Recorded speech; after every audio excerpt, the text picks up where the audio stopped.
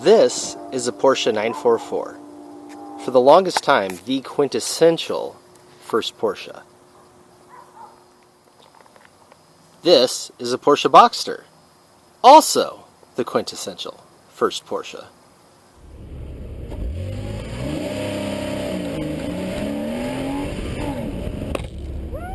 That's going up on YouTube tonight.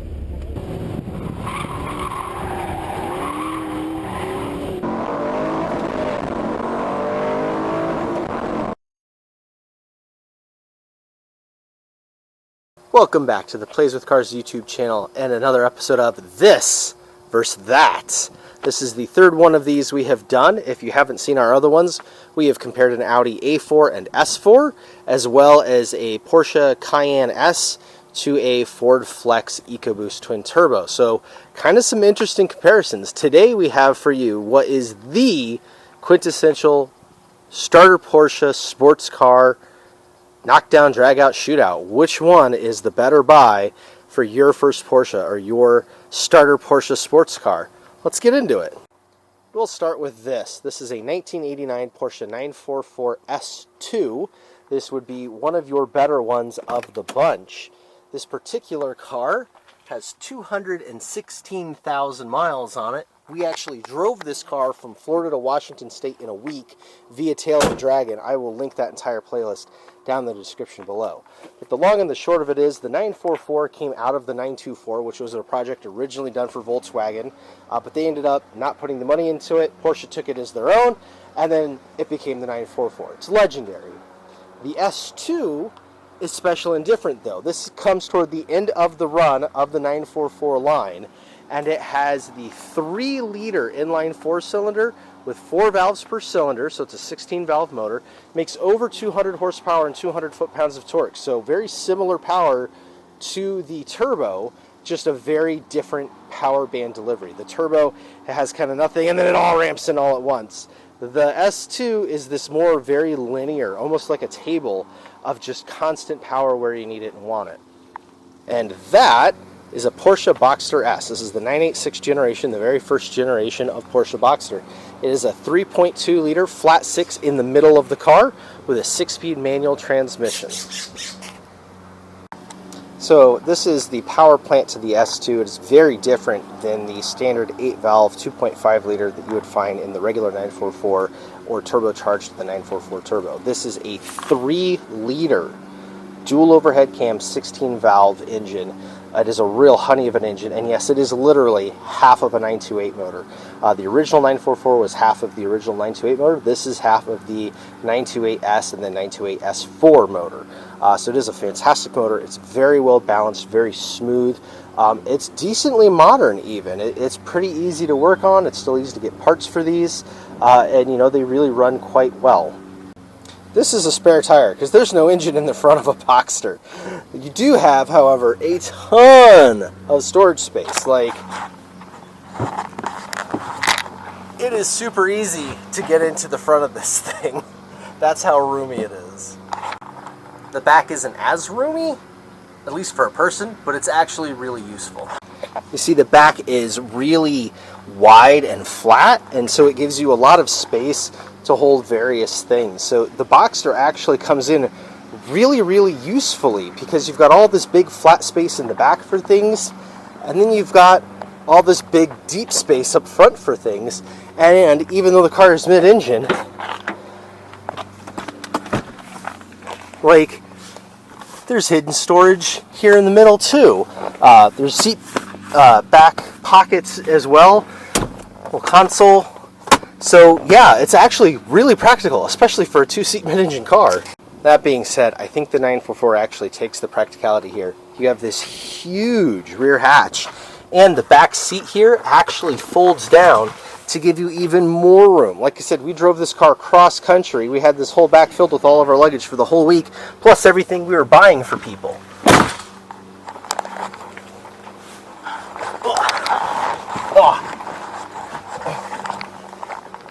And as you can see, a person fits really well in here too. You could totally ride back here, even though you're carrying 4 people, well, 2 people and 2 half people up front. And what do I mean by 2 half people? Well, obviously in front you've got regular seating. And even once you've pulled the seat all the way forward, there's not a lot of room back here. So you see, even if you didn't have any legs on the person in the front, there's not really a spot for your legs as a person in the back. And there really isn't a spot for your head. My head is literally sticking up through the sunroof. If I had to get down enough to get in, now my knees stick out. Yeah, you can't get an adult back here. That is, of course, vastly superior to the Boxster, though, where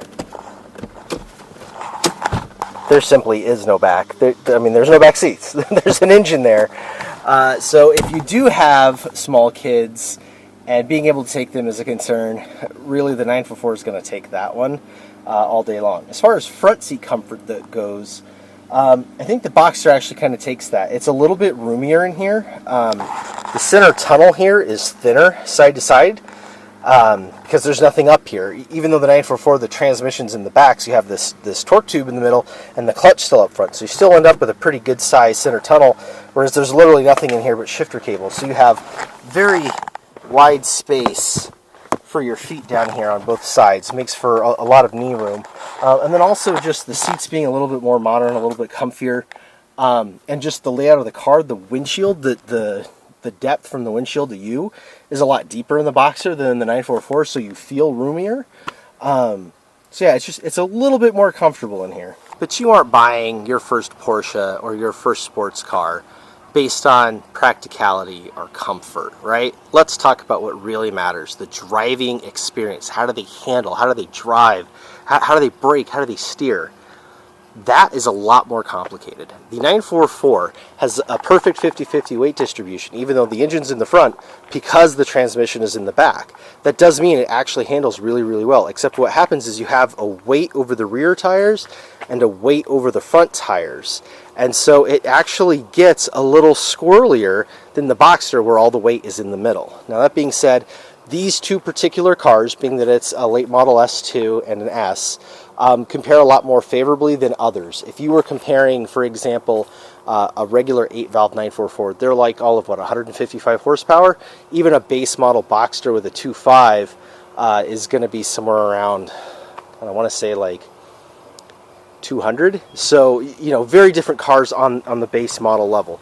Once you get into some of the specialer ones, like I said, Boxster S versus a 944 S2 or a 944 Turbo, the power to weight ratio becomes a lot closer, the handling becomes a lot closer, and more importantly, the suspension and the brakes become a lot closer. These late model 944s, they have aluminum control arms in them, completely revised suspensions, and fixed calipers with 4 pistons front and back from the factory.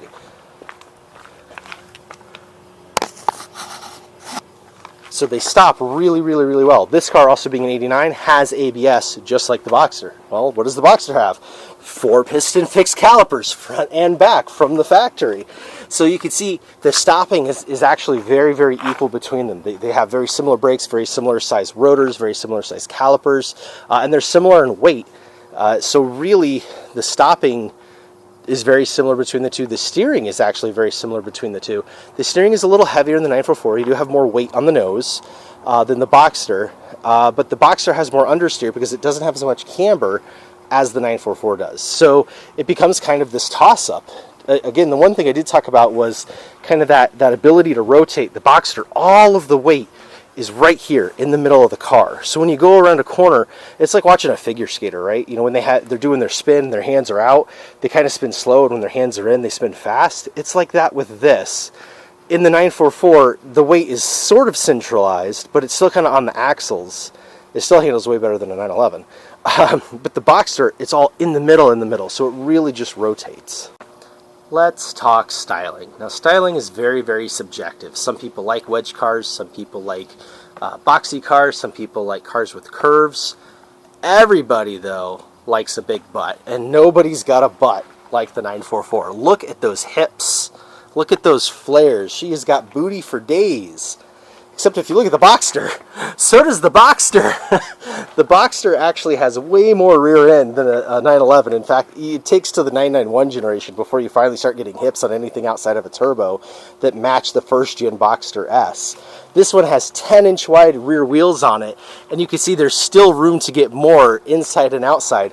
on just the factory hip. So they've got these great big lovely arches on them, the cool kind of hump on them. Very, very cool looking car from the back. And of course, I mean, that's just so iconic, the 944 shape. So it's very subjective on styling. The one thing I will say, driving around just normally, the Boxster, even though it's getting to be a little vintage and it's getting to be a little not very modern looking, people still see it as a modern Porsche. I've had people ask me how much money it was and stuff like that, which is kind of funny because they're so cheap. But just, it's not that special looking of a car yet compared to the general population.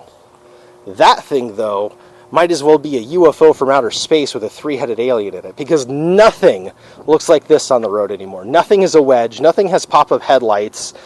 Nothing looks like this. I actually, when I was washing it for this video, I had a kid come by, and he stopped and walked back and was like, "Oh my God, is that a Ferrari?" I mean, obviously it's red, right? And I'm like, no, it's a Porsche. And he was like, "I've never seen one that looks like this. Like, I know what a 911 is." And he had no idea what the 944 was. So this car gets so much attention, especially in this bright color. But I think a lot of it is the style. You don't see anything that looks anything like this on the road today. I mean, take any of the 80s wedge cars out. I mean, take a second gen RX-7, take a StarQuest. You know, they're all going to turn heads like that because they do look so different from your daily grind things with ginormous grills and huge headlights, right? When you have this just minimalist nothing of a nose because it's a wedge car. So styling is subjective, but you are probably going to turn more heads in a 944 than a Boxster, just kind of because of the age difference. So what kind of real maintenance issues are there? Well, the HVAC systems in the Boxsters can get kind of wonky, but parts are easy and cheap to come by, and they're pretty easy to work on. The factory sound systems aren't all that great, but again, parts are cheap and easy enough to work on. And there is a bonus that the Boxster has that the 944 doesn't, and that's that Porsche Classic actually makes a head unit to go in here.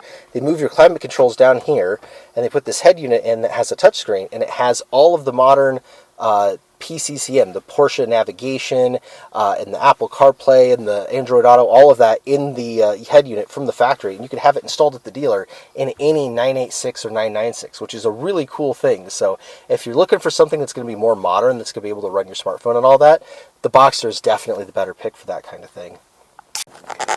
Alright, let's talk about the elephant in the room, and that's maintenance. Obviously, anytime you hear the word Boxster, the first thing you want to say is, "Oh, IMS bearing!"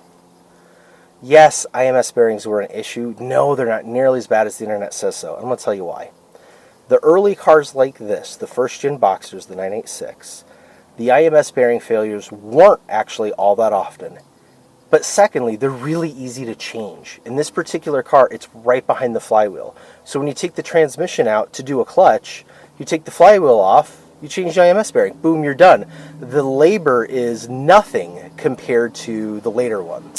And by later ones, I mean the 987 generation. So when the Cayman came out and the Boxster got upgraded to the 987, the IMS bearing in those, while being probably less problematic from the factory, is a huge thing to try to change. You have to, what's called, split the case. You have to take the engine out of the car and actually take the engine block in half, which is not something that you can do with normal engines. That's how insane they are. So if you do have to do an IMS bearing, the cost to do one in a 986 is peanuts compared to the cost to do one in a 987. That being said, maintenance-wise, I've had this car for almost 5 years now, and I haven't had to do anything major to it. I've done modifications to it for track work and stuff, but as far as like actual maintenance type things, I've had an air oil separator fail once, and I think that's about it. Oh no, and an axle. Yeah, I did a CV axle on it. So those are the only two things, and really a lot of that can probably be contributed to working on the track. As far as regular maintenance stuff goes, you do oil changes in these and keep up on the brakes and the tires, and they really seem to last pretty well. Now, this particular car has had the IMS bearing changed when it had its clutch changed, but again, you do it every time you do a clutch, and it's just not a big deal. So maintenance-wise, this car is really low maintenance, especially for a Porsche, especially for a sports car. How does that compare to the 944, though? Well, these things are pretty legendary. They are really bulletproof when it comes to maintenance, as long as you change the timing belt. Every single 944, whether it's a regular 8-valve or a turbo or an S or an S2, it doesn't matter. They all have timing belts with really crazy short intervals, not just mileage, but time. They are very, very stressed timing belts, and all the engines are interference engines. What that means is when the timing belt breaks, the valves come down and they hit the pistons going up, and it's catastrophic. So you absolutely positively cannot skimp on doing timing belts on these. And when you do a timing belt, it's this huge job. You might as well do the water pump while you're in there and all these other things. It can be pricey, and so that is a cost of maintaining and driving the car that the Boxster just doesn't have. The Boxster has timing chains that they're going to last a really long time, and when they go, and the whole engine goes. That's a whole nother story, but it's not something that has to be done in maintenance. This is every 3 years you are doing timing belts on one of these things because of just how intense they are. So it's really something to think of. If you're going to learn to work on it on your own and will be able to do it on your own, it's fantastic because it's all in labor. The parts really aren't expensive. But if you can't do your own labor or you're not willing to learn your own labor, this really isn't the car for you. Outside of that, maintenance-wise, the 944 is really pretty standard 80s car. Again, oil changes, tires, brakes. You just drive it and keep working on it, and it doesn't really have any major faults or issues.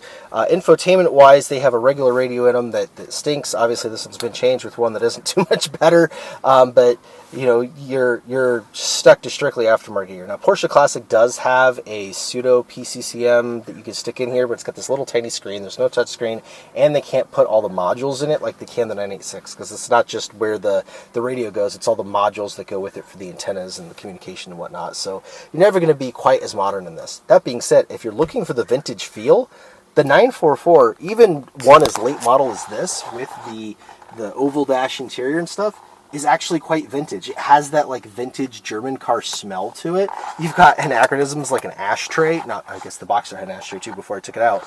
But yeah, it's old car, and it feels very old car. You're so close to the windshield. I mean, like so close to the windshield. It is so not like a modern car, so you really feel the vintageness of it.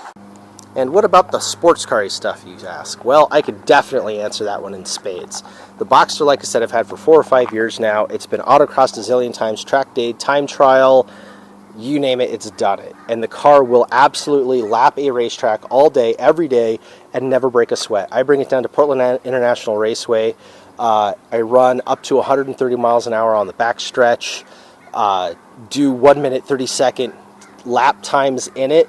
What is essentially a stock car. It's got some off-the-shelf Koni shocks and some 200 tread-wear tires, and that's about it as far as modifications go. So if you want to be able to just hit the track and go, this is the car for you. Plus, the Boxster has factory rollover protection, so it's legal to take to the track in all configurations and for all sanctioning bodies, even without the hardtop. So really, when it comes to track work, you know, the Boxster just is fantastic.